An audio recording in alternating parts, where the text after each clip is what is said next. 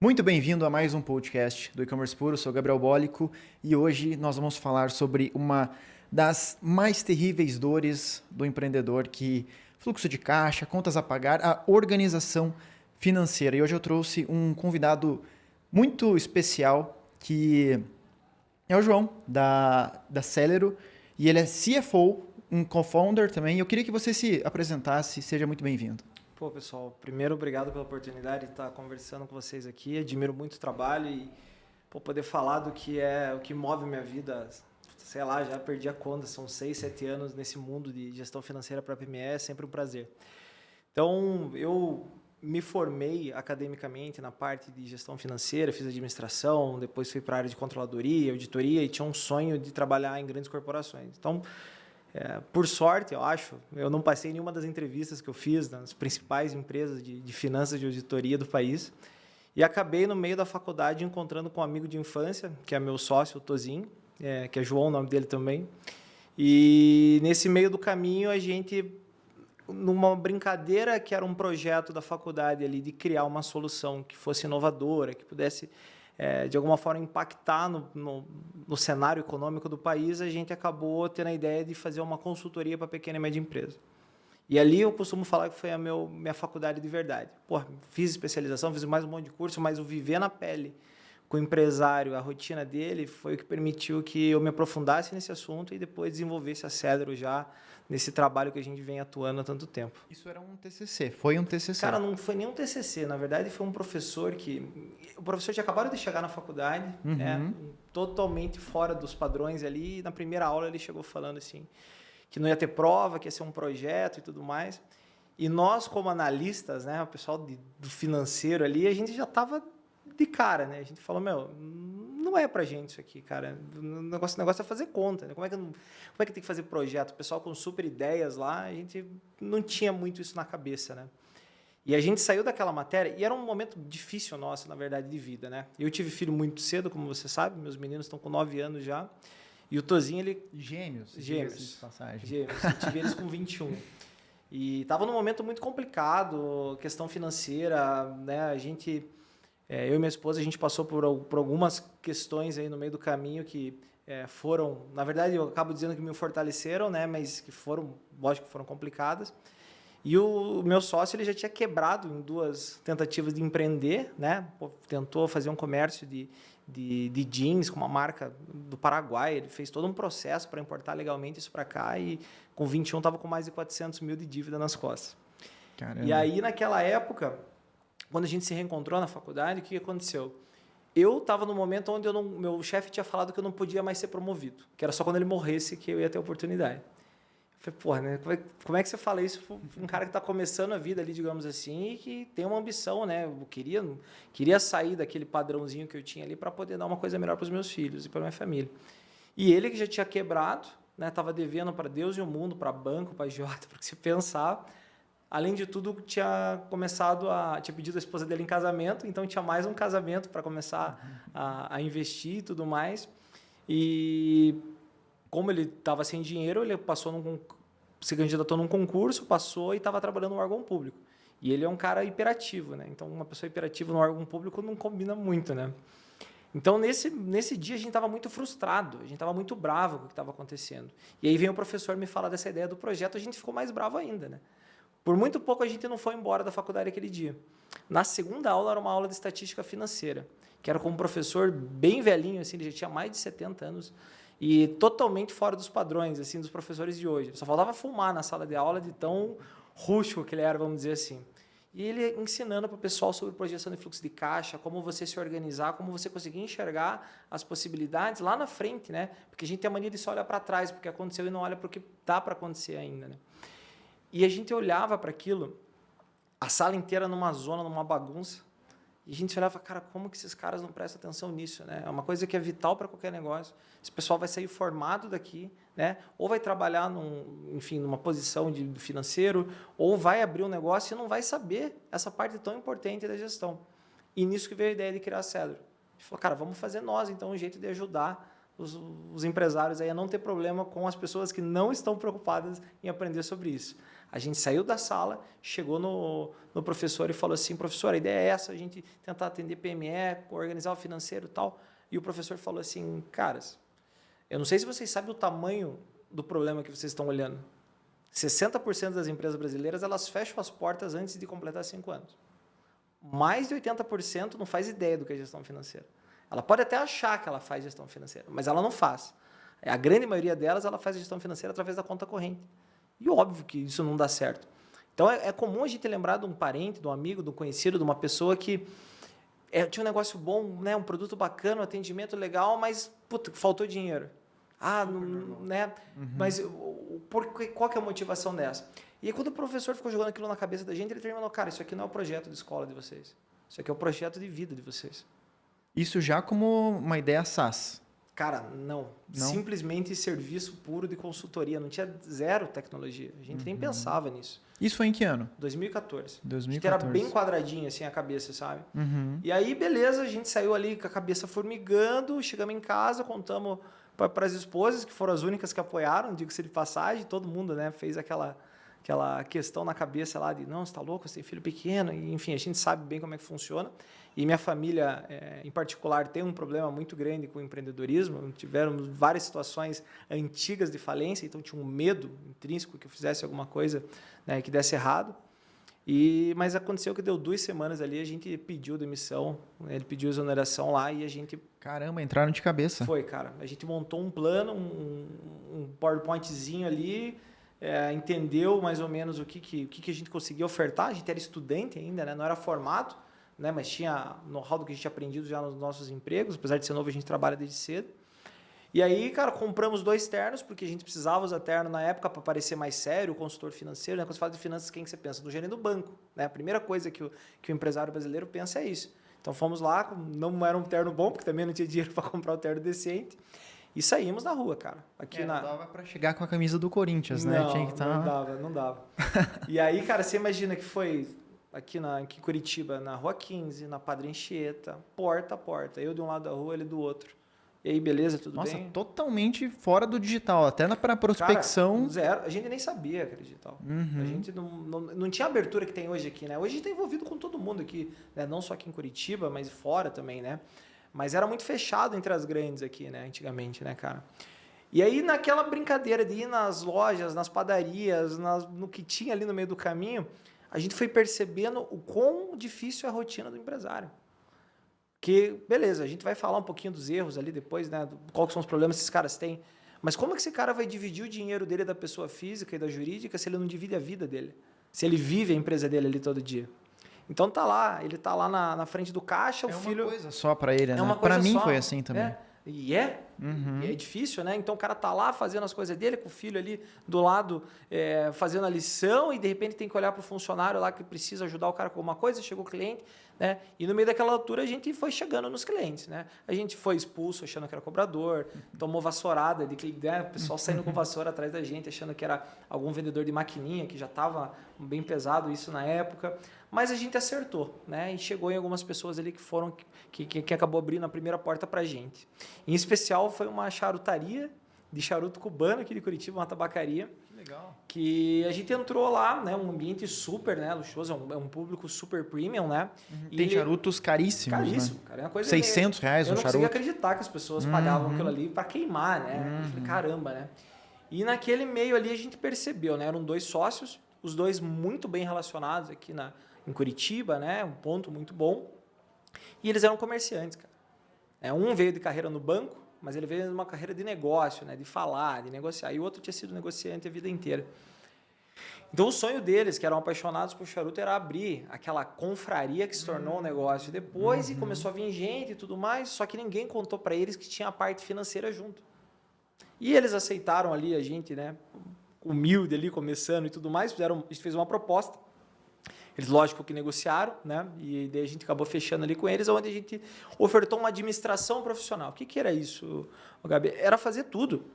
Eu fazia a contagem de estoque, eu arrumava o caixa deles, fazia pedido para fornecedor, até filho deles na escola a gente levou. Caramba. A gente fez tudo. Porque a gente estava mergulhado ali, né? E a gente ia percebendo, caramba, né? Olha, Vamos aprender como tocar o negócio na prática aqui, né? E a gente Vocês começou aquele queriam processo. buscar esse conhecimento para ver como era na prática A mesmo. gente precisava, cara. E aí o que aconteceu? Como a gente não tinha escritório e tinha uma sala de reunião bem legal ali, nós colocamos por parte da negociação, que a gente precisava daquela sala para trabalhar, internet, café e água à vontade. E se a gente quisesse receber alguém, essa pessoa, né, poderia ter esse acesso também, né? E eles acordaram e a gente seguiu ali. Com o tempo, obviamente, a gente foi tendo mais clientes, né? Então, a gente vendeu para uma loja para uma fabriquinha de marcenaria, depois foi para um outro negócio lá de consultoria, de RH, e a gente foi aos poucos abrindo a nossa carteira ali. Até que apareceu o Pedro na nossa história ali, que o Pedro é o nosso terceiro fundador.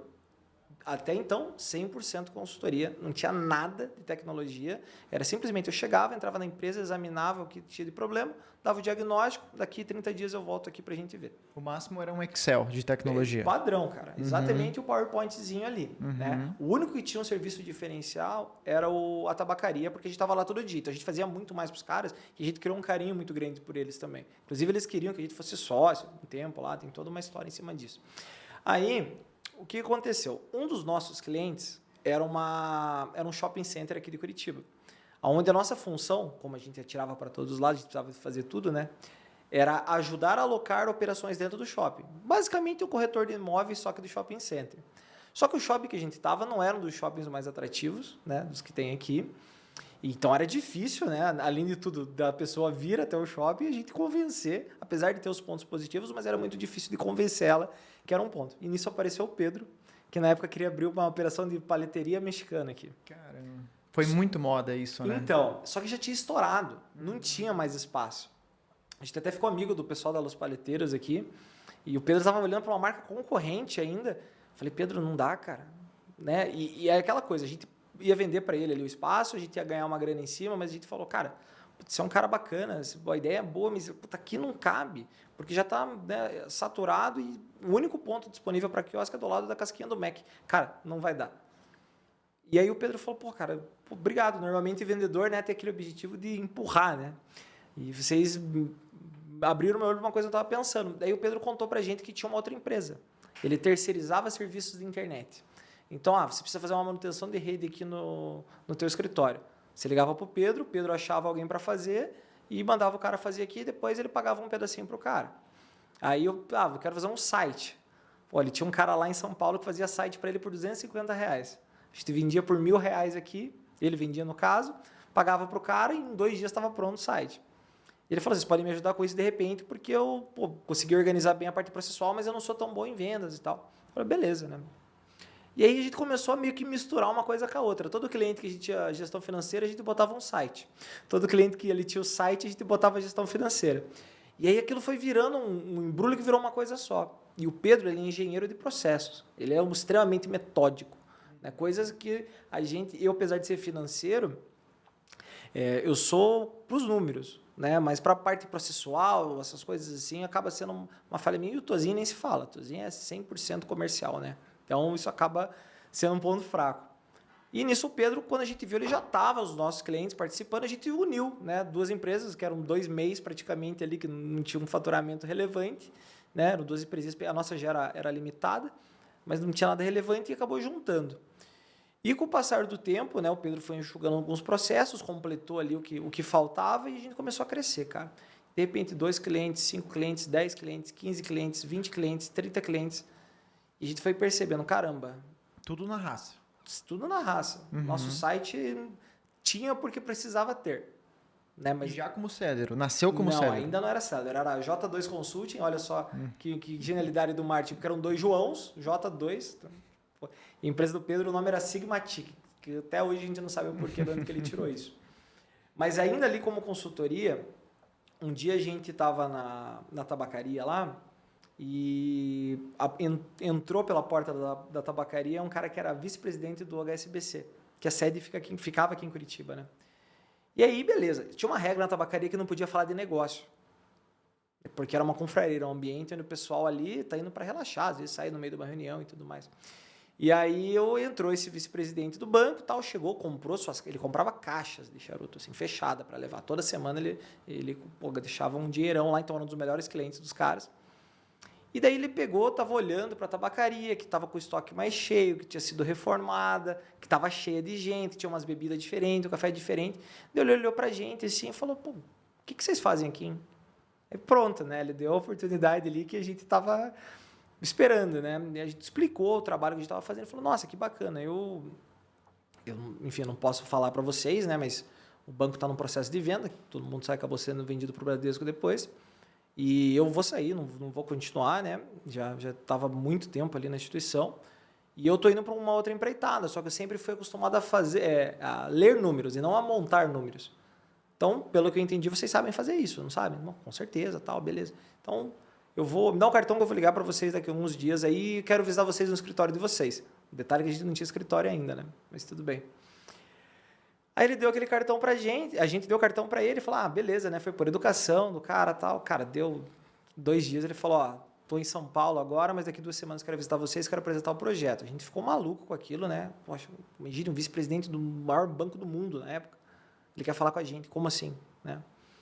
E nisso, beleza, onde que a gente vai receber o cara? E a gente falando de escritório, ali na tabacaria ainda, e aí um dos caras que estava lá fumando charuto, que é o Beto, escutou a gente falando. Ele falou, pô, caras, o que vocês estão falando aí? Estão precisando de um lugar para o escritório? Pô, estamos, né? Ele falou, eu tenho uma sala, que eu tenho um probleminha lá, que eu emprestei para uma amiga minha, acabou que não deu muito certo e tal, não sei o quê, então tem alguns atrasos lá, se vocês resolverem, vocês podem usar, só paguem o condomínio, nem cobra o aluguel de vocês. Ele falou, pô, animal, né?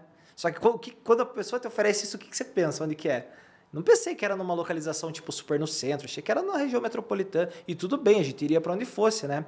Só que quando ele me falou que era na Padre Anchieta, num prédio de esquina que é todo espelhado ali, que era o prédio que a gente passava na frente e sonhava em ter o escritório lá, eu falei, cara, nem que a gente mata essa mulher, a gente vai tirar ela de lá, né? A gente foi, acabou, não precisou matar ela, lógico, né? A gente conversou com ela lá, foi super tranquilo, montou o escritório em 1 semana para receber o cara. Então a gente comprou as madeiras para fazer os móveis, organizou tudo, ficou uma porcaria, mas fazer o que era o que dava. E recebemos ele e acabamos fechando o nosso primeiro grande contrato com esse cara. E quando a gente fechou o contrato com esse cara, 100% consultoria ainda. A gente já tinha outros clientes, mas tinha esse contrato que representava, sei lá, 80% da nossa receita na época, e éramos nós 3 ainda. Tinha um colaborador que tinha entrado para ajudar. Isso ainda em 2014? Aí já era 2015 virando para 16. Certo. Eu tinha passado 1 ano nessa loucura aí. A gente pensou, beleza, a gente vai ter que contratar mais gente agora, né? Uhum. Mas, pô, a gente é de gestão financeira. É irresponsável eu contratar um monte de gente para atender esse cara se eu não tenho caixa. Porque vai que esse cara, né, tem multa no contrato? Até tem, mas, pô, até resolver isso e tudo mais, como é que eu pago se eu tiver que demitir a galera? Precisamos de dinheiro, precisamos do investidor. E aí que começou a pegar um cheiro de startup, foi ali. Mas até então, ternão, PowerPoint, super formal as coisas. Aí a gente chegou na tabacaria novamente, porque a gente ia todo dia lá de manhã tomar... A gente abria, usava ela... Organizava as coisas, tomava um café ali, fazia uma reuniãozinha rápida. E esse cara, ele chegava sempre cedo, que era o Beto, que era o cara do escritório. E aquele dia eu lembro da gente olhando pro Beto, né? O Beto lá tranquilo e tal. E o Tozinho olhando para ele, meu sócio olhando com ele assim, tipo, eu vou falar com esse cara. E a gente falando, cara, não fale com ele. Ele já emprestou a sala pra gente. Ele vem aqui todo dia, não incomode o cara. Então ele falou, não, cara, eu vou falar com ele. Aí o Tozinho foi falar com ele e chegou assim, Beto, direto e reto, cara, você é o cara mais rico que eu conheço.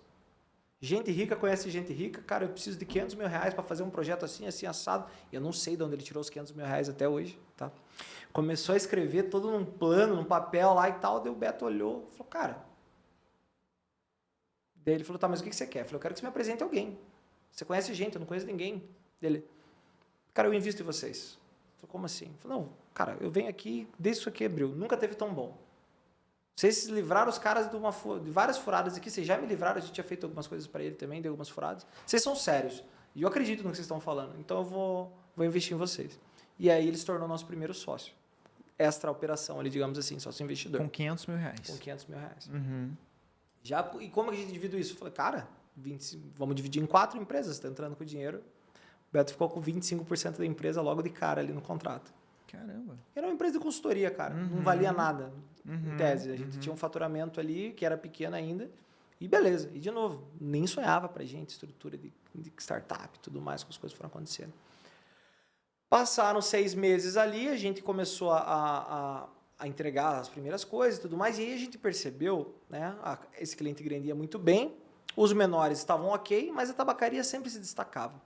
E aí, um belo domingo, a gente, né, se ligou um para o outro, né? O Tozinho ligou para mim, ligou para o Pedro, falou, cara, tem alguma coisa que está na minha cabeça que eu preciso encontrar vocês hoje, vem aqui para o escritório. Eu falei, porra, domingo, cara, a gente já, né, não trabalha o dia inteiro, até de noite, eu tenho que dar atenção em casa aqui, tá? Não, cara, venham porque eu achei. Eu falei, achou o quê? Eu falei, achei, vem aqui.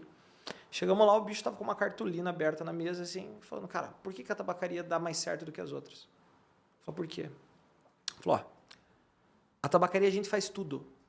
A gente chega, a gente coloca a mão na massa, a gente organiza o sistema dos caras, a gente lança a entrada, a gente lança a saída, a gente entra no banco, a gente paga, a gente faz tudo. Os outros a gente fecha relatório e dá direcionamento.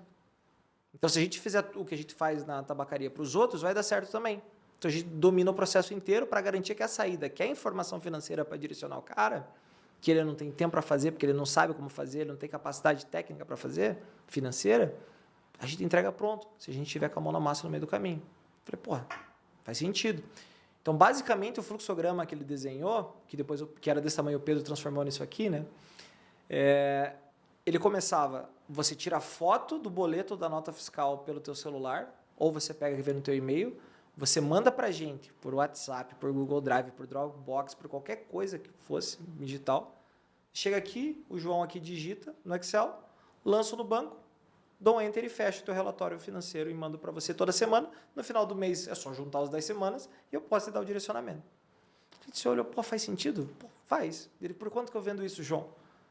Falei, cara, não sei. Eu acho que para ver se faz sentido, você tem que vender isso para alguém.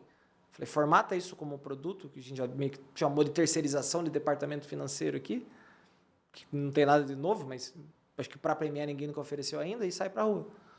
Cara, ele sumiu por 20 dias, voltou com 15 contratos. Caramba. Um contrato pagando 300, outro pagando 2.000, outro pagando 50. Cara, uma zona, assim. Eu falei, cara, como é que você fez para precificar? Ele falou, cara, basicamente eu entrava no lugar, eu olhava para ele, estimava quanto que faturava, olhava para o dono do negócio e esse que pagou... Fazia a proposta. Né? Esse que pagou 200, eu comecei em 3.000, por exemplo. Eu não perdi negócio, a gente tem que validar isso para ver se está certo. Eu falei, tá bom, vamos embora. E comecei, cara. Comecei a fazer ali e tal. E ali a gente já começou a entender, cara, a gravidade de você não ter a tecnologia envolvida das coisas. Porque na linha do tempo, isso 2016. Já era 16. Uhum. Né? Já era 16. E aí, quando a gente começou a ter esses clientes, a gente já entendeu que tinha que lançar um nome novo e conseguir se organizar de uma forma diferente para apresentar essa solução para o público. E a gente chamou de Celero por conta de celeridade, que a gente entende que o empresário não tem tempo para fazer nada. Então, a gente não pode dar mais trabalho para ele, que era o que a gente via as outras soluções de mercado fazendo, né? Ele está muito focado na venda, né, cara? E principalmente na venda. Puta, tem o cara que ele projeta, ele tem, mas a venda acaba sendo o principal de cada empreendedor ali mesmo, né? E aí, nesse meio tempo, a gente começou a organizar esses processos, esses fluxos, começou a atrair cliente de fora de Curitiba. Do 6º mês de operação, a gente já tinha mais cliente fora de Curitiba do que dentro. A gente não entendia como. Mas era porque a gente, como era uma coisa muito nova e os temas financeiros que a gente abordava na internet são os mesmos que doem até hoje, isso acabou chamando muita atenção. Então, o cara estava procurando um assistente financeiro, um gerente, contratava a gente. Né? E acabava que a gente conseguiu fechar bem esse produtinho. Até que, beleza. Aí foi aumentando a carteira de cliente. E eu fazendo a parte técnica, tinha uma pessoa me ajudando. Aí entrou mais 10 clientes, contrata mais um. Entrou mais 10 clientes, contrata mais um. Entrou mais 10 clientes, contrata mais um. Entrou mais 10 clientes. Eu falei, pera. Cara, a gente tá errando aqui, cara. A gente é de finanças. Como que eu vou resolver o problema de 26 milhões de pequenas e médias empresas do Brasil se eu tiver que contratar uma pessoa para cada 10 que a gente atende? Eu não tenho dúvida, cara, que a gente consegue ajudar todas elas. Só que desse jeito aqui não vai ter como. Precisamos investir em tecnologia. E aí foi nesse meio de 2016 ali que a gente decidiu que a gente ia começar a investir em tecnologia. Chegamos para o nosso primeiro investidor, o Beto, falou, Beto, o negócio é o seguinte, a gente usou dinheiro tal, fez assim, o dinheiro acabou, e agora a gente vai investir em tecnologia, porque isso tal, explicamos como é que é digitalizar todo esse processo que a gente faz hoje usando Google Drive e Excel do nosso jeito. Quantos clientes tinham nesse momento? Cara, a gente estava na casa de uns 50 clientes, mais ou menos. Tava 50 clientes, tinha umas 12 pessoas já trabalhando com a gente, só que não ia para frente, sabe?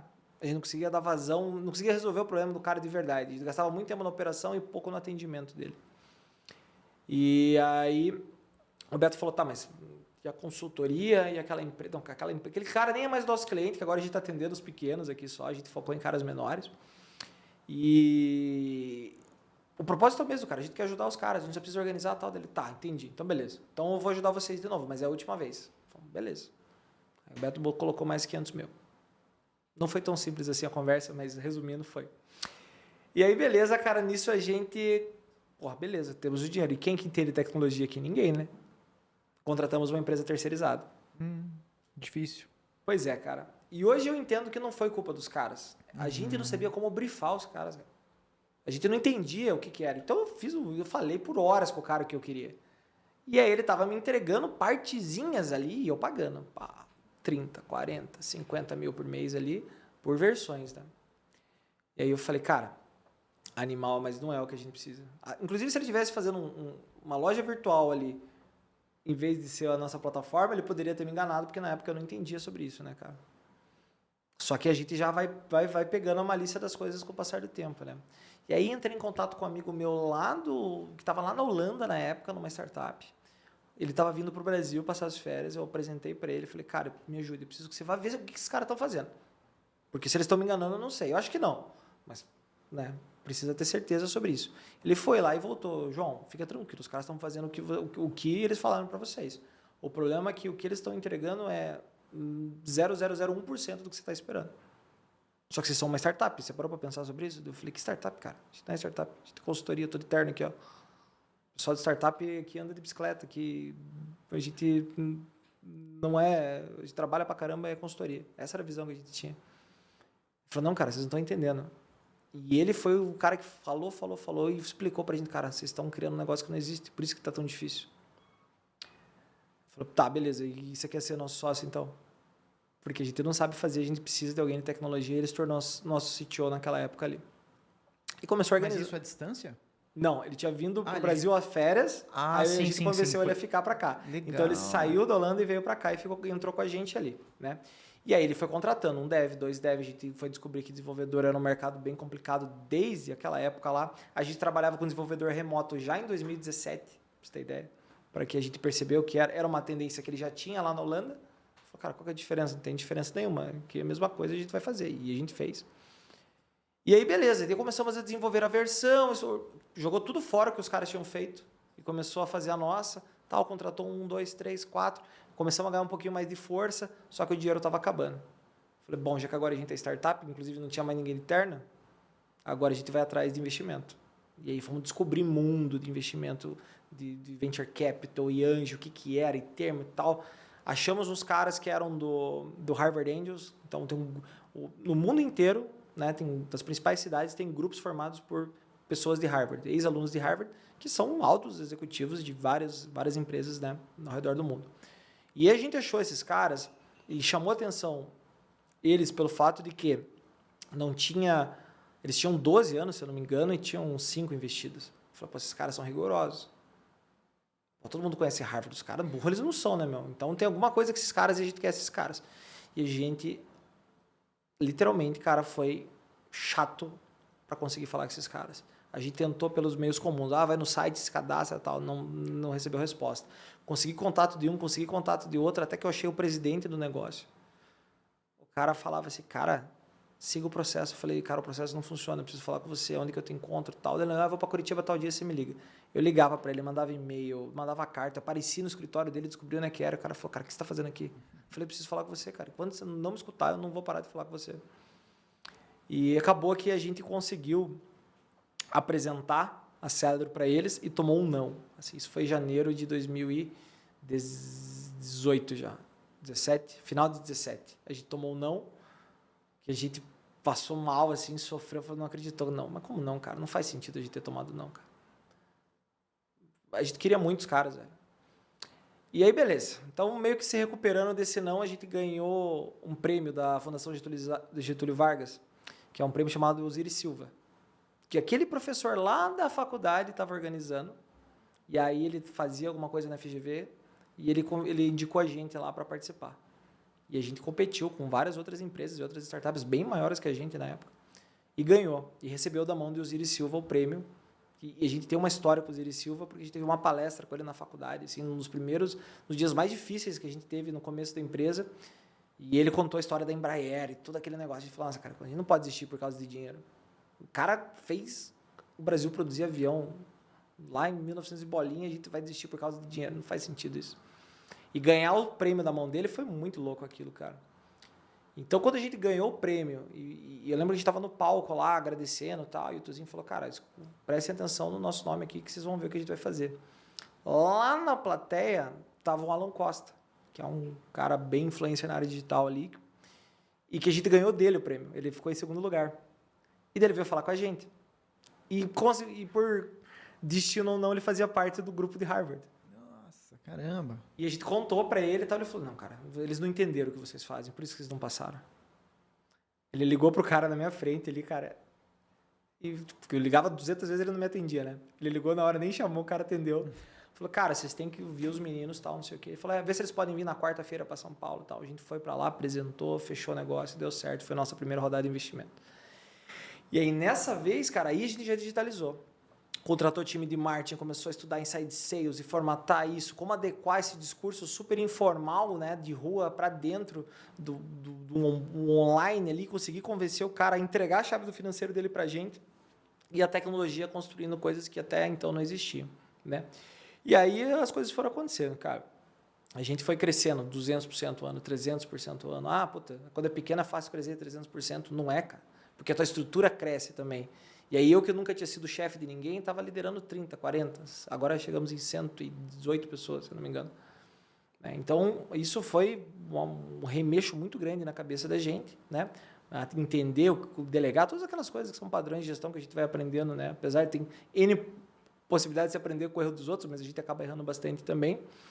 Até que a gente chamou a atenção de um pessoal já um pouquinho maior, através de um programa que a gente participou de um banco, né, um programa de aceleração, foi fazer um negócio com o banco, acabou não dando certo.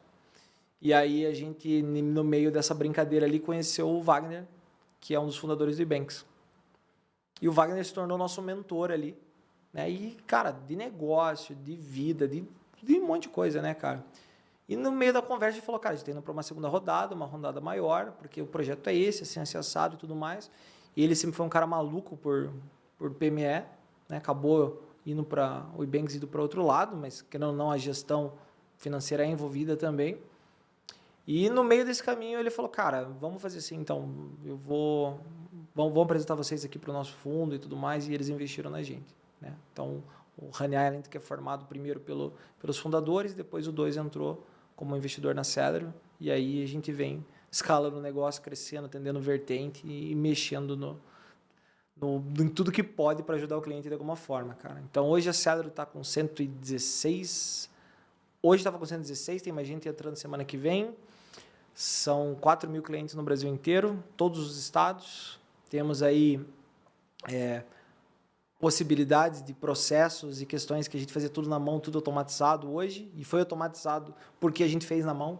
Então, toda essa construção de esforço foi 100% do nosso time e a gente conseguiu consolidar isso.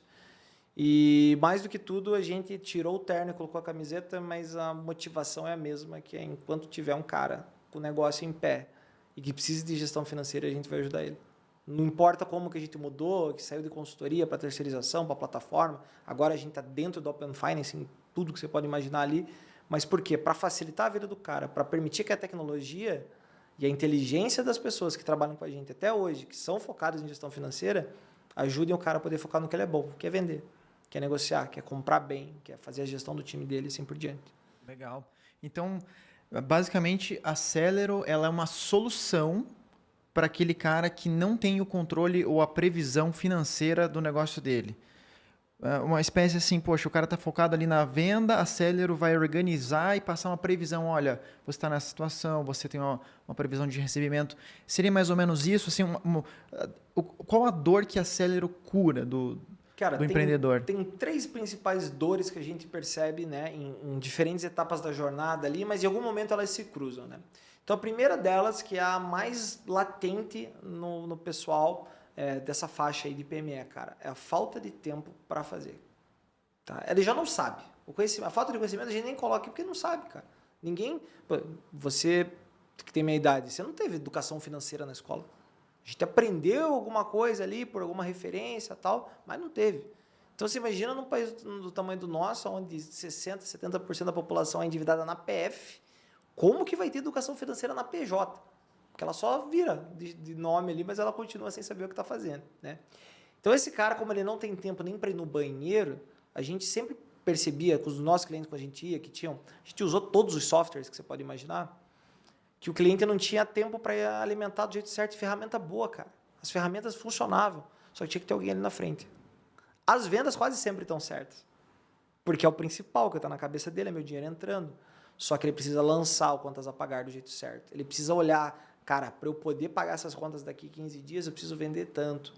Ele precisa conciliar as 15 contas bancárias que ele tem ali, mesmo sendo uma empresa desse tamanho, porque ele precisa de um pedacinho do cheque especial dessa, do capital de giro desse, esse aqui deu cartão de crédito para ele, esse aqui ele tem uma maquininha, esse aqui ela tem outra.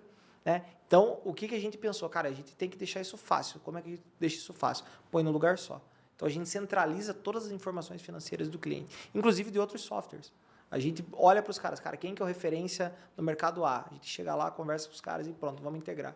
Ah, é concorrente? Não é concorrente, cara. Minha parte é financeira, eu não faço o que você faz bem, que é organizar as vendas do cara aí. Então, vamos lá, pum, resolvemos. Então, a gente fez isso no primeiro ponto, que é relacionado a essa questão do tempo. A segunda dor principal é a questão dos dados. Por quê? O empreendedor ele não sabe a diferença de custo e despesa, nem na questão conceitual e nem na prática. Então, quando ele toma a decisão, ele pensa, estou gastando demais. Por que você está gastando demais? Aonde que você está gastando demais? E aí, normalmente, ele tem aquela ideia de, não, vou tirar do que está alto aqui, ou que ele não consegue sentir o valor. Então, normalmente, ele tira de marketing. Ele tira de alguma campanha que ele está fazendo dentro da loja. Ele desmotiva o vendedor dele ali, que é o cara que vai trazer mais dinheiro, porque ele olha para o todo, ele não separa as coisas do jeito certo. Ele deixa de pagar um fornecedor que vai atrasar uma entrega dele ou que vai cobrar mais caro dele da outra vez, porque ele não tem essa organização. Então, essa questão da organização dos dados é o segundo grande ponto. E o terceiro é a questão do custo, porque o que a gente oferta ali é meio que uma composição, é um departamento financeiro online para o cara, só que pelo preço de um estagiário, até metade disso, dependendo do tamanho da empresa. E a gente vem trazendo, quanto mais escala a gente consegue, quanto mais dinamismo, mais abertura a gente vai trazendo para quem quer ter ajuda junto com a gente. Legal. O que eu acho mais impressionante assim sobre o que eu tenho visto dos empreendedores, tem cara que vende, que performa, ele cresce, então ele contrata, ele vai para um barracão maior, né? Ele vai evoluindo, vai faturando cada mês mais, né? Ele vai comprando mais, só que ele quebra. Então, é uma dor do crescimento, ele não tem esse gerenciamento financeiro. Não tem. E ele acaba quebrando, crescendo, e ele olha para o lado assim, cara, o que está acontecendo? Chega na segunda-feira, né, que vai emendar aí os boletos que ele tem para pagar do final de semana, etc. Ele olha e fala, cara, não tenho dinheiro. Daí ele se perde, ele começa a pegar o produto a vender no custo ou abaixo do custo, o que acaba complicando ele, porque a conta não fecha, e ele acaba quebrando. Eu queria perguntar para você agora o seguinte, tendo em vista tudo que você já viu, assim, os empreendedores, dos pequenos até os médios e etc., quais são os principais erros que você vê meio que com frequência? Assim, o que tem acontecido que acaba complicando esses caras? Cara, é uma coisa assim que, se for pegar a estatística, ela vai dar 99% das vezes. Né? Por questão de base cultural, as pessoas misturam tudo. Então, você vai ter lá a conta... Você abre a conta da empresa e você vê lá. Eu não tiro nada por mês. Tiro 1.000 lá de Prolabore por mês, lá, que é o que o contador instruiu ele para ele contribuir para o INSS lá. Beleza. Mas isso até em caso de sociedade? Sim. E aí o cara fala, não tiro nada. Beleza. Aí você vai vendo na conta do cara lá, condomínio, escola dos filhos dele, cartão de crédito dele, jantar não sei aonde e tudo mais. Isso é muito comum. E a gente tem toda uma teórica para ajudar ele a organizar isso. Mas essa percepção de que ganha pouco, só que está tirando da empresa, acaba misturando, cara, de um jeito. E aí chega na segunda-feira, como você falou, tem aquela gestão de fé. Essa gestão de fé é o seguinte, você abre o celular e vê. Tenho 10 mil reais para pagar, tenho 5. Aí você fecha, reza um pouco, abre de volta para ver se entrou dinheiro. Aí entrou alguém na loja, vê lá se pintou alguma venda, já baixou o preço porque entrou nessa coisa que eu tenho que pagar as contas e tudo mais. E ele começa a trabalhar para pagar as contas e não para crescer. Então, essa mistura da pessoa física e da jurídica, cara, ela tem que ser um negócio que tem que definir, cara, quanto você precisa para viver. Qual que é o teu, principalmente no começo, qual que é o valor mínimo para você viver? E também, né, eu não sou o cara que fala que o empreendedor não tem que ganhar, pelo amor de Deus, cara. Muito pelo contrário. Acho que se você abrir um negócio é que você está motivado a ganhar dinheiro com aquilo, né? Mas ele tem que determinar um valor e falar, cara, beleza, todo dia 20 eu vou tirar isso aqui. E se a empresa tiver pelo menos tanto de faturamento. Se ela não tiver, eu tenho que entender que mês que vem ela vai ter dificuldade porque eu tirei. Então eu tenho que tirar menos. 90% das vezes, se ele organizar um dia para ele tirar o dinheiro dele, cara, ele já resolve isso. Porque ele não tirou o dinheiro de pagar o fornecedor para pagar a escola do filho. Não estou falando que tem que pagar a escola do filho, só que o fornecedor deixa de entregar produto. E aí ele não tem produto para vender e isso vira uma bola de neve. Então, esse primeiro ponto, tem um vídeo da Luísa, da Magalu, cara, que ela fala que a primeira lição que ela aprendeu é que ela tinha 2 gavetas na mesa dela, quando começou o negócio, que ela tinha lá a gaveta dela e a gaveta da empresa. Ela não misturava, ela organizava por gaveta as coisas, cara. E é uma coisa que tem que ter mental, tem que separar completamente aquilo ali e tem que ficar claro, principalmente se você tem mais de um sócio, né? O segundo grande erro crônico,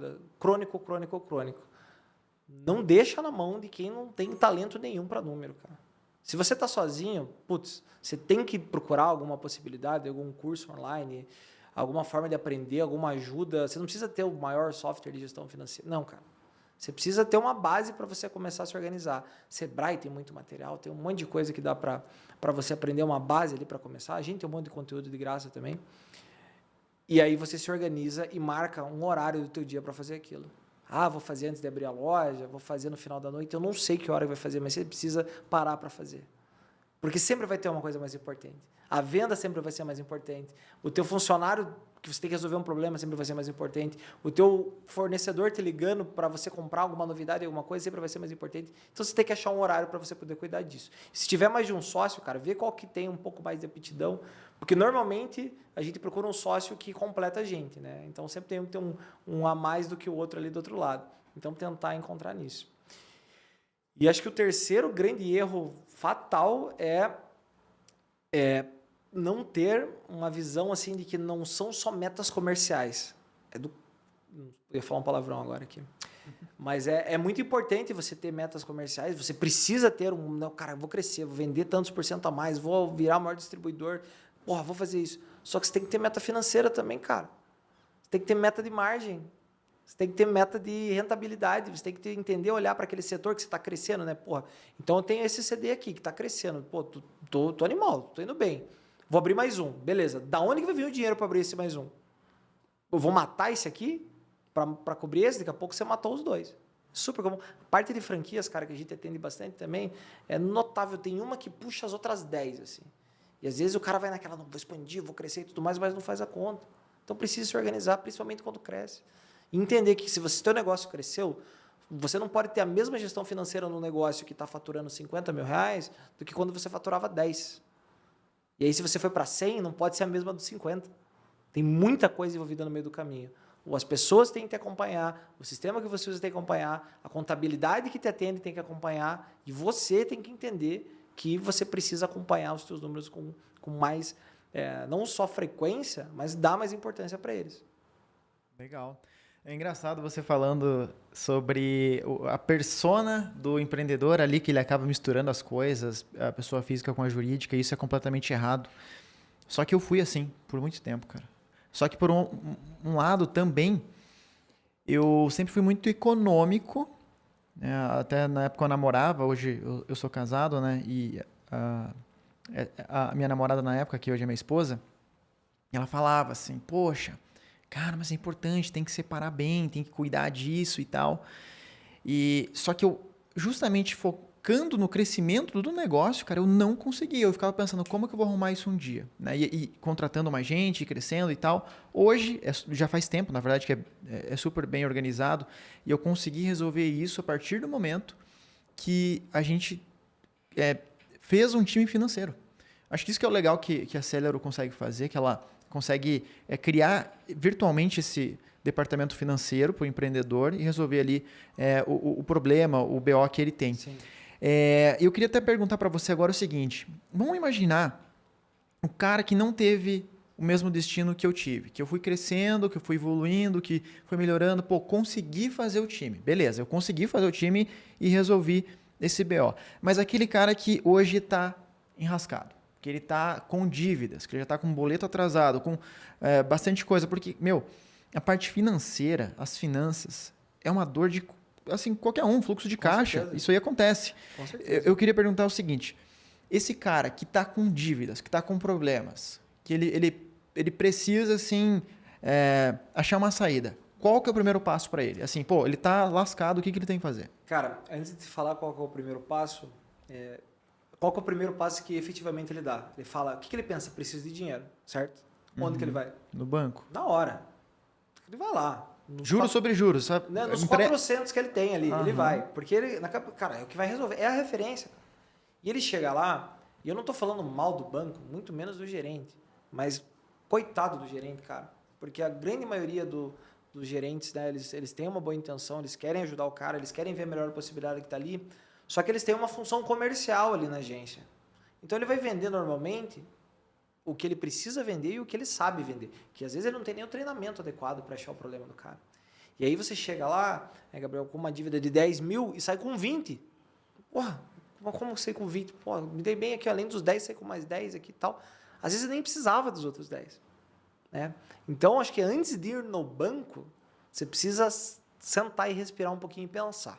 Primeira coisa cara, beleza, estou endividado. Por que eu estou endividado? O que aconteceu aqui? E tentar refletir e olhar para dentro da tua empresa ali. Cara, estou endividado porque eu estou com estoque parado aqui de mercadoria e comprei errado. Puta, achei que ia ser uma sensação lá, o negócio aqui, o produto foi uma furada, que não deu certo, tô com esse troço parado aqui, não tem o que fazer. Acabei tendo um problema, aconteceu com a gente teve um grande problema um tempo atrás lá e teve uma dificuldade de caixa que eu tive que organizar todo o meu fluxo. Por quê? Porque eu tive uma peça-chave dentro do meu negócio que afetou ele como um todo. E eu tive que ajustar no meio do caminho. Então, tentar identificar a origem do problema. Primeiro, para você não errar de novo na mesma coisa, né? Aí já aquela coisa de errar 2 vezes a mesma coisa, né? É burrice, né? E segundo, porque aquilo ali provavelmente vai te mostrar para onde você tem que ir. Né? Então, beleza. Achei onde é que está o problema. Aí entender o tamanho do problema. Não tem que pegar mais dinheiro do que precisa. Falar, quanto que eu preciso para cobrir o buraco? Puta, é 10, é 50, 100 mil reais? Aonde que está esse dinheiro? Puta, 50 mil reais. Beleza. Quais são as minhas possibilidades? Eu tenho um fundo familiar? Eu tenho, nos meus bancos aqui, eu tenho essa possibilidade de crédito? Eu tenho algum fornecedor meu que, de repente, eu posso conversar com ele e falar, cara, eu estou com um furo de 50 mil. Para eu poder fazer 50 mil, eu preciso de 25 de mercadoria em um mês. Eu sempre tive uma relação muito boa com você. Vamos fazer isso aqui comigo, cara? Me ajuda nisso aqui, que lá para frente a gente trabalha uma margem menor para mim, para poder te pagar mais e tudo mais. Pô, já vi isso acontecer várias vezes. Porque é interessante para o fornecedor ajudar a rede de distribuição dele também. Continuar, que esse momento difícil passe para que... Exatamente. É você chegar e olhar para o teu time de vendas e falar, galera, o negócio é o seguinte, a gente precisa fazer 50 mil a mais aqui esse mês. O que dá para a gente fazer? Vamos incentivar a compra à vista? Vamos dar mais desconto aqui, mas vamos receber na hora para não ter que fazer antecipação? Né? Ou a gente vai vender mais a prazo ali para dar mais condição para o cara poder comprar em 12 vezes, o cara que nunca comprou. Vou perder no ticket, mas vou conseguir gerar um giro. Então, tentar se organizar dessa forma, olhando para essas possibilidades. Chega para dentro ali, para o pessoal da tua estrutura, enfim. E às vezes é a mesma pessoa que faz tudo isso, então é muito... Você tem que desenhar um quadradinho para cada um, como se você fosse o responsável por cada área. Esse aqui é o João do financeiro, esse aqui é o João de vendas, esse aqui é o João do estoque, esse aqui é o João da estrutura, enfim. Entender, cara, o que é essencial? O que eu posso fazer um shrink? O que eu posso reduzir? Será que adianta eu ter 400 tipos de refeição no meu cardápio? Ou será que se eu ficar só com as 10 que vendem mais, eu consigo melhorar minhas compras? Entendeu? Então, resolver o endividamento está muito antes de pegar o dinheiro. Isso vai clarear a cabeça do cara de um jeito, né? O da empreendedora ali que está do outro lado, e vai ajudar ela a tomar essa decisão. Aí, feito isso, aí sim ela vai procurar. E ela vai chegar lá no banco, aonde for, e vai falar, cara, preciso de 50 mil. Ah, mas eu vou, não, cara, são 50 mil. Qual que são as possibilidades? Ah, você pode fazer A, você pode fazer B, você pode fazer C. Tem N linhas de crédito diferentes.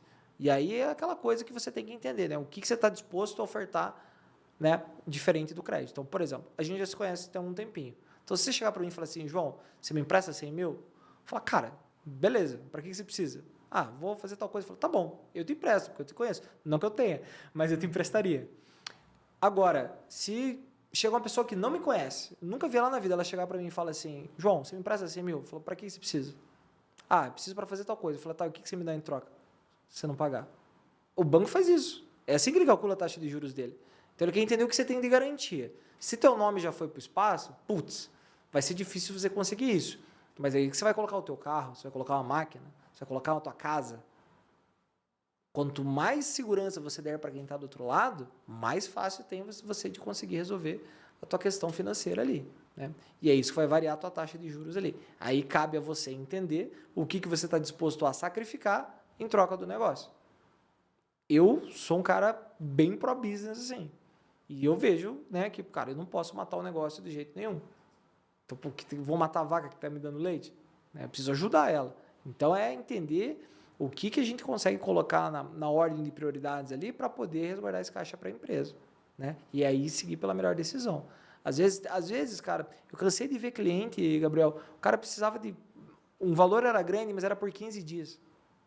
Ah, eu preciso de 15 dias de capital de giro ali, porque eu tenho um solavanco ali, uma franquia que vende bastante na Páscoa, assim. Eu tinha um solavanco ali de 50, 60 pau, cara, de 15 dias. E vai lá, faz um financiamento de 100 em 24 meses, entendeu?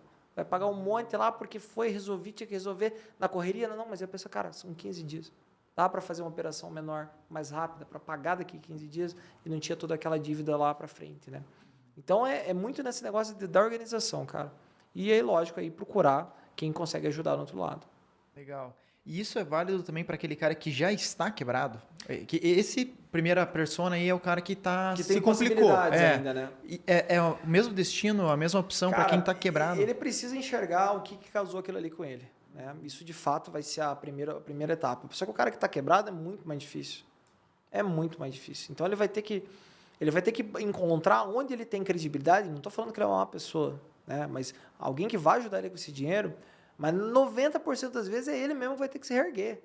E ele vai ter que se reerguer vendendo. E vendendo certo, não vendendo barato, não vendendo porque o concorrente vende mais barato. Você não sabe qual é a estrutura do concorrente. Você não sabe quanto que o concorrente sonega de imposto. Você não sabe se ele paga os funcionários dele em CLT. Lógico que o cara vai vender mais barato se ele está tudo errado. Ele não precisa do resto ali. E aí é de entender o que você quer ser e o que você não quer ser. Eu não vi ninguém crescendo fazendo coisa errada. Do jeito que precisa. Lógico, tem muita gente que chegou num determinado tamanho, mas eu imagino que quem está buscando conteúdo, se informar, né, que está querendo se desenvolver, puta, não sabe que tem que fazer o certo para conseguir. Não, e o cara cai uma hora ou outra. Também tem Quantos essa. Que eu já vi que nessa jornada ele pode incomodar, de repente Sim. é um concorrente que vende muito mais baixo e tal.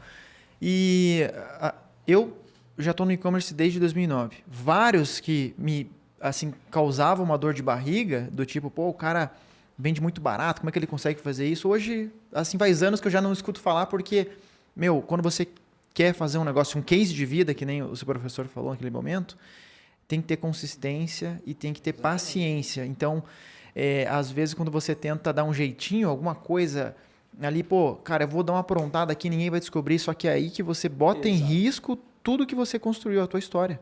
Exato. Isso aí é... E as pessoas, cara, a grande maioria não faz por mal. Né? As pessoas, é cultural. O contador ensinou ele a fazer errado. Sim. Esse é o pior de tudo, né? Hoje está muito diferente. Como digitalizou-se as coisas, né? Tá bem mais difícil, vamos dizer assim, de enganar os órgãos e tudo mais ali. Então, obrigou muito o pessoal a se formalizar. Mas ainda assim é uma questão bem, bem complicada, cara. E o cara que está muito endividado, o cara que está ferrado, assim, ele vai ter que, das duas, uma, ou assumir que perdeu, faz parte você falir, você quebrar e você aceitar aquilo ali e ligar para cada um dos caras que você está devendo ali e falar, cara, eu tô sem condições aqui, eu quebrei, eu fechei as portas e eu preciso da tua ajuda. Mas tem muita gente que não consegue lidar com orgulho. Não faz. Sabe, o que o cara prefere fazer? Em vez de repente, falar com o fornecedor para renegociar, ou até mesmo com o próprio banco, ele prefere fazer um novo capital de giro, entendeu? Mais ainda. E no final das contas, ele fala, não, cara, com essa grana aqui eu vou resolver, com essa grana aqui eu vou conseguir trazer um lucro que vai pagar todos esses juros. Só que é juros sobre juros. Um problema que a gente tem aqui no Brasil é justamente o que você falou lá no começo, que não tem a educação financeira desde sempre, cara. E a gente se enrola. Você sabe qual que é o conceito de capital de giro? O porquê que ele foi criado? O capital de giro ele foi criado no Velho Oeste americano. No tempo... Pô, filme de Bang Bang mesmo que a gente assistia. Hoje acho que nem tem mais, mas eu assistia com meu avô, cara. Lembra aqueles caixeiros viajantes que tinha aquelas carroças e tudo mais? Que rodavam por todo os Estados Unidos? Esses caras, o que eles faziam? Eles tinham N coisas que eles vendiam ali no meio do caminho. E o que eles faziam? Eles chegavam lá nos lugares, e eles iam, né? Alguns pagavam, alguns não pagavam, só que ele precisava comprar para revender. E aí ele chegava lá para um cara que tinha dinheiro, um fazendeiro, né, um quase banqueiro ali na época, e falava, cara, eu preciso de uma grana para comprar as coisas para vender.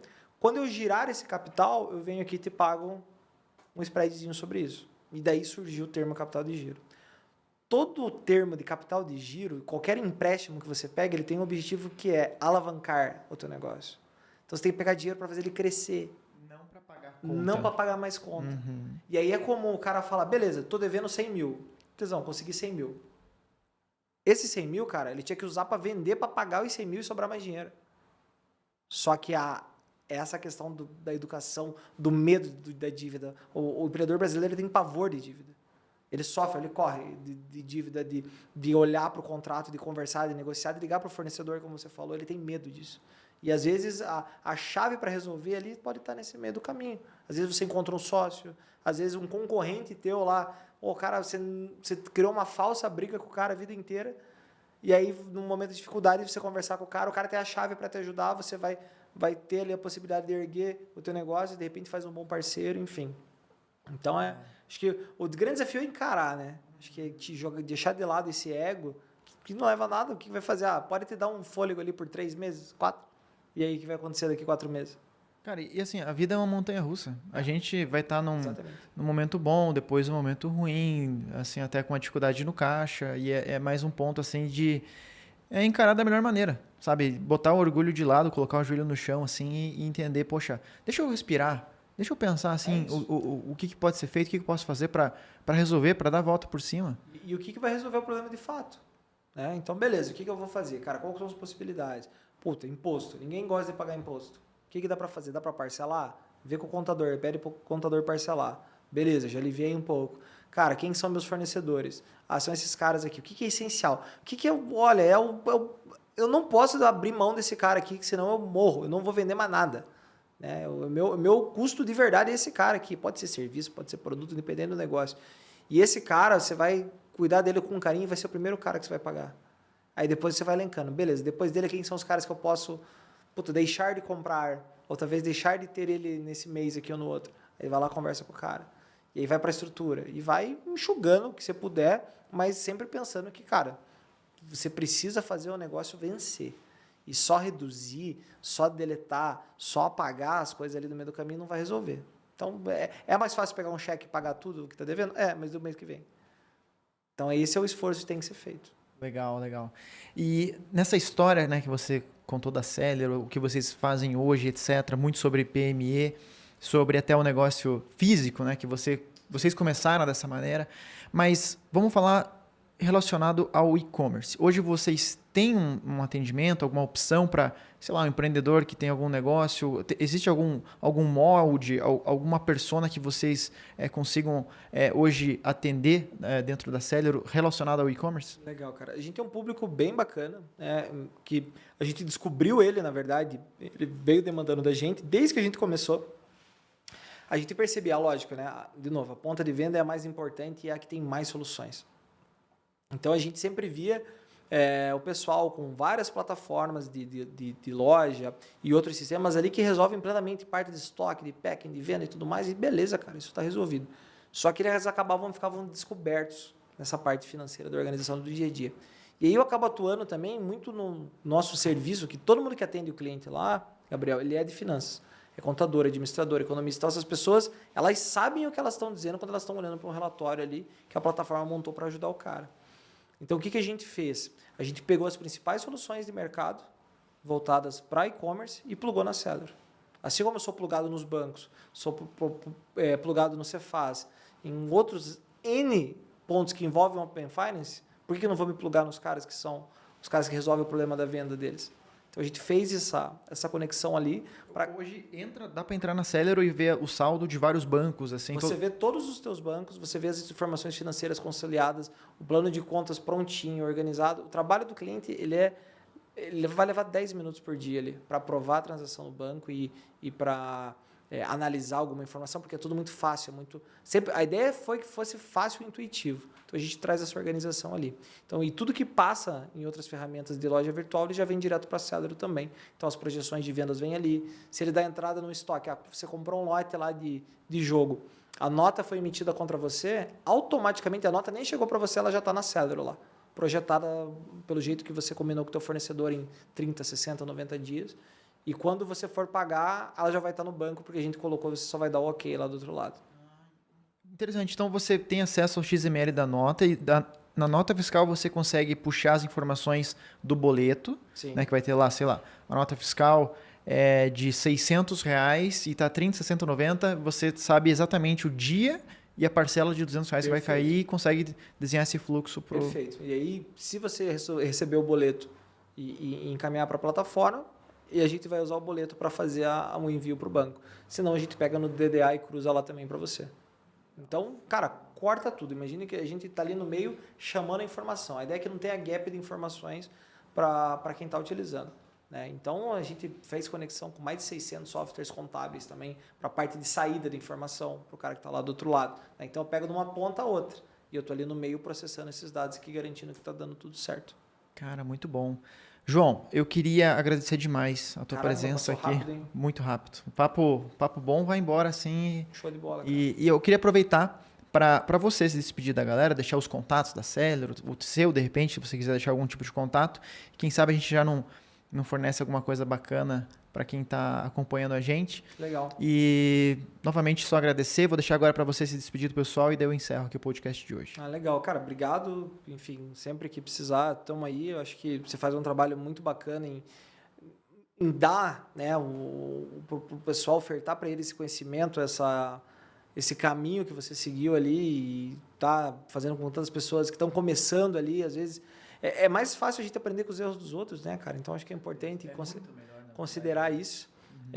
O grande propósito da Celero é ajudar pequenas e médias empresas. Então, a gente está com um trabalho que, enfim, mais recente, a gente anunciou uma parceria com a Visa, que é um negócio que leva não só para o Brasil todo, mas até para a América Latina. A gente está com alguns produtos em andamento já também.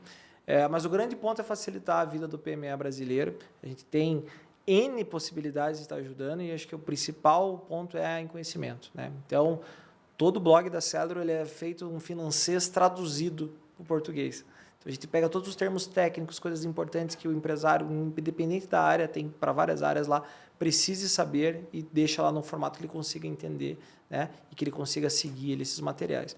Além disso, já deixo aberto para vocês, a gente criou um curso na pandemia e atualizou ele, que a gente chama de Empreendedor Pro, que é para gestão, é o básico de gestão financeira que a pessoa tem que saber ali para tocar o negócio dela. Então, esse curso a gente fez, ele inicialmente era um produto da Celero, depois a gente tirou o custo dele na época da pandemia e hoje a gente oferta para quando o cliente se torna nosso cliente, a gente libera isso para ele. A gente vai disponibilizar para todo mundo que quiser e depois você pode disparar para a tua base ali, esse curso sem custo nenhum também. Cara, show de bola. Acho que tudo que a gente consegue trazer de conteúdo para agregar no dia a dia, na rotina ali, acho que é importante. Geração de valor, né? E aproveitar que a internet ela permite isso, né? A conexão, até mesmo tanto de empreendedores que estão aqui vivendo e aprendendo e compartilhando, quanto para soluções de tecnologia que estão aqui para melhorar a vida de todo mundo, como vocês vêm fazendo. Sim. E, cara, assim, ó, a minha segunda função é muito essa questão de educação. Eu tenho, por conta de algumas coisas que aconteceram nesse último ano, não foi possível exercer essa vontade, mas eu dei aula. Na época da pandemia, a gente fez um curso junto com o iFood, cara. Foi para mais de 500 mil restaurantes. O negócio, os caras conseguiram meu celular, me mandavam um voucher agradecendo. Eu falei, como assim, né? E foi muito bacana, foi muito gratificante. Né? Então, a gente tem esse cunho, quer muito ajudar nisso também. E se de alguma forma a gente conseguir contribuir com alguém nessa conversa, com insight ali, alguém que está num momento difícil, porque o emocional, não adianta, o dinheiro e a emoção, ele é dos dois lados. Se você está muito feliz, está muito enérgico ali, cara, você pode acabar gastando dinheiro demais. Se você está muito nervoso, você entra em desespero, então não dá. Então, essa questão emocional também, a gente tenta com o conhecimento de alguma forma estar ajudando. E é isso, cara. Obrigado aí. Show de bola, tamo junto. Gente, queria agradecer demais você que ficou até agora. Foi um papo incrível, uma dor que todo empreendedor passa, fluxo de caixa, parte financeira. Eu sei bem como é isso. Já tive inúmeros problemas, graças a Deus, muito trabalho, muita execução. A gente conseguiu hoje montar esse time financeiro. Eu sei que numa realidade de muitos, a Celero está aqui para poder, vamos dizer assim, trazer essa cura para essa dor aí para o PME. Eu conheço eles já há tempos, são amigos meus, de longa data, assim. Eles são aqui de Curitiba, uma startup que faz muito sucesso e vem crescendo bastante, justamente em uma área tão delicada que é a parte financeira dos negócios. Então, valeu todo mundo que acompanhou. Eu vou deixar informações, né, sobre o que a gente conversou aqui na descrição, tanto no Spotify, outras plataformas, no YouTube também. E você pode me acompanhar no Instagram e também no site do E-Commerce Puro. Então, novamente, muito obrigado a vocês, ao João, tamo junto e valeu, até a próxima.